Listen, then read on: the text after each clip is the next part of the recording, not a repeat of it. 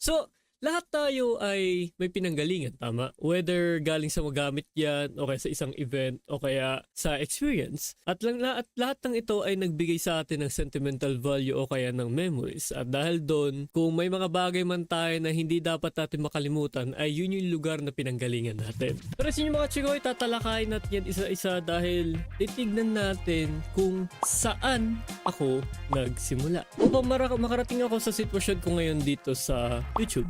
So nandito ako ngayon sa YouTube ko na kung saan ay titingnan natin mismo rito kung ano yung saan ako nagsimula. Kasi gusto ko muna ipakita sa inyo kung saan ako nagsimula gumamit or sabihin natin hindi gumamit ng gano'n. Ba yan?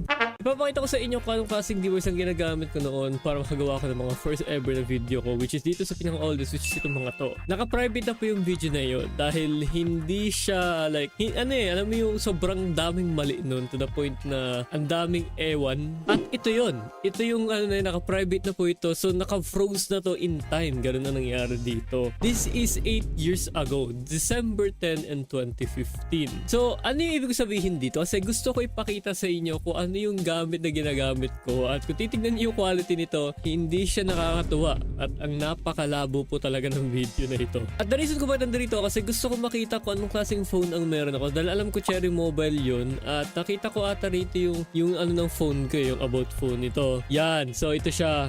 Ang model number niya ay W720. So it's the Cherry Mobile Ruby. So dito po ako nanggaling, okay? Dito po nanggaling yung ano ko.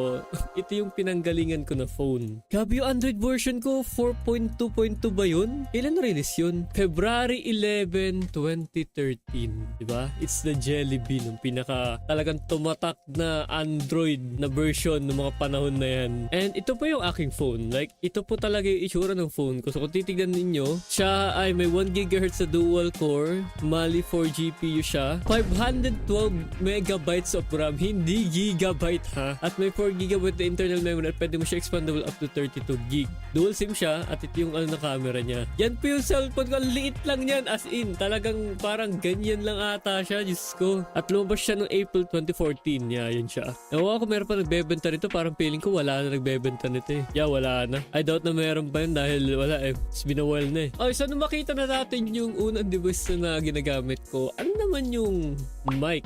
Punta lang po kayo sa Christian page 500 subs at makikita nyo yung mic na gamit ko. So ito, kung titignan ninyo, ayan po yung mic na gamit ko.